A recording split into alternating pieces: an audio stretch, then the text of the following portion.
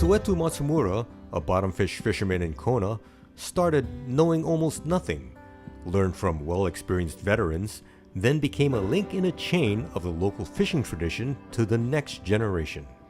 I was in the coffee land for maybe 3 years with helping my father, and then part-time I was a carpenter. And then I went fishing with somebody that I caught 8 ahi that day, and they caught none. So that's where I started off, buy a boat. Somewhere around 1960, 68, somewhere there. Start buying a boat. Well, my first boat was P14, the old Warrior.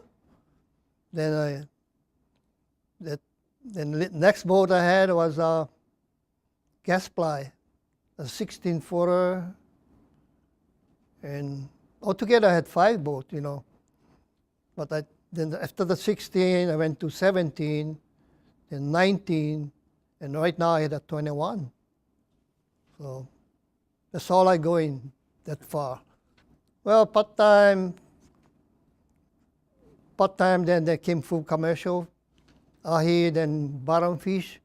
I learned from my friend Haru Iguchi and my friend Yano, Mr. Yano. But he passed away, and my brother Katz Matsumura. So I learned from them, bottomfish. But only the big timer was Haru. So everybody was following him, I follow him around, but he said, don't come too near. But I learned, the hard way, and because those days never had too much fishermen. Huh? So I learned from him doing the day off. He showed me how to tie the hook. Because when I tied the hook, he said, the fish won't bite that way, So he showed me how. Started off with 7 hook, bottomfish. Then came to 12 hook, then 15 hook. You want more fish, so I put more hook. But sometimes, when I go onaga like that, couple times I go onaga like that, I catch about 15 onaga one time. And it happened to me 5 times in my life. Those days are big kind of onaga, so 10 pound, from 8 to 10 pound. And they had big kind like, 20 pound like that. But no more like that now. Didn't know the ground, but that ground was a lot of fish here and there. Huh? So landmark, he took the landmark. And so that's how I learned, and then next day, I tried to go back again, and then I catch, and it was fun. To know bottomfish, learn the current, how fast, and then the weather. Get small boat, you cannot fish bottomfish because get rough. Well, I studied the current, the current, a lot of things to do with the fish in that area. Sometimes you go there and the fish won't bite because the current is going opposite way or double current. So I learned all those things, study my own. Now I rotate because I don't want to clean up that place, Then the fish grow some more. Kona is known for having calm water almost year-round. Sueto's developed a weekly routine for fishing. Maybe from Monday.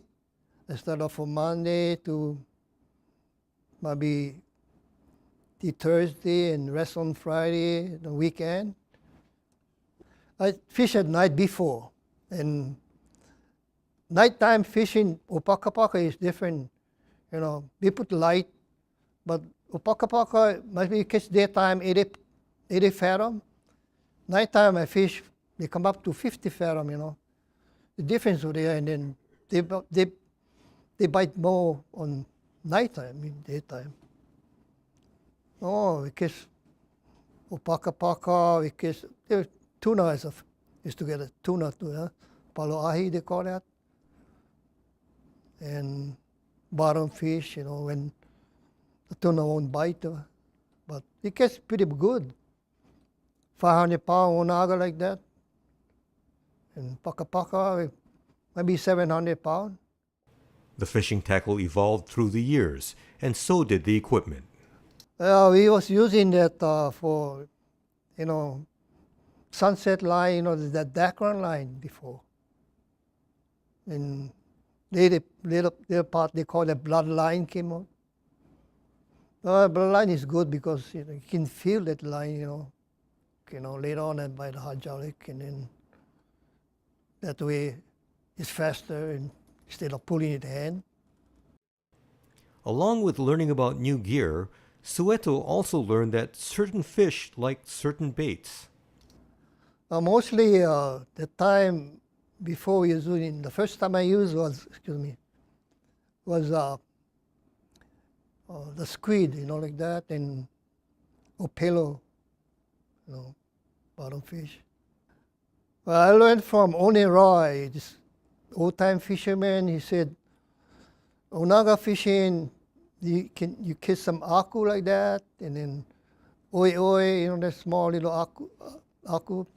He said that's the best bait for onaga. And onaga, they wanted long bait. They don't want short bait. They want long, and they want blood. So he told me that when you catch a fresh bait, catch onaga, you got to cut a part of the skin off and leave only by the hook the skin, because the onaga get kind of sensitive teeth, they said. So I tried that and it worked, Paka, we use anchovy, that anchovy like that. The biggest help was the development of electronic navigational aids. Well, before that, as you say, before, with landmark, then later on we had the Furuno, the one with the paper one, the one is scratch. Well, it's kind of good with that, Then now we get this color depth finder Furuno. It shows you what depth, where the fish stays. Like that.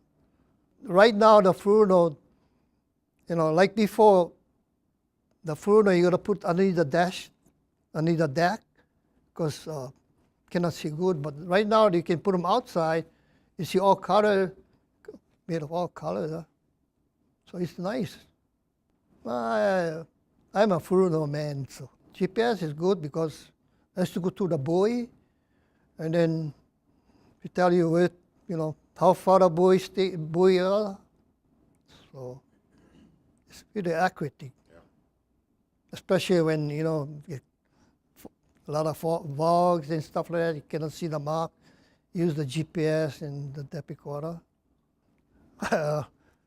It's looking at a landmark, and he was here before, and I started a thing. I go home and put on my tablets and stuff like that, so I can find the mark next day. Because it's kind of hard before, no fish finder, nothing. But now is right when you look at that landmark, there's a lot of houses coming up, so the landmark is changed, Now, at this part of his fishing career, Sueto is passing along what he knows to others, just like the way Haru did for him decades before. Well, my boy used to go with me, and then they have a job, so they kind of live and learn for me, and take somebody with me. And then right now I took in my good friend Buchichi, if you know him. So he want to learn something bottomfish. So he tried, and sometime, when they wind up that line, he get a bundle come up. He said, "Oh, how come like this?" You gotta practice, because he's a beginner. He said, "Practice make perfect."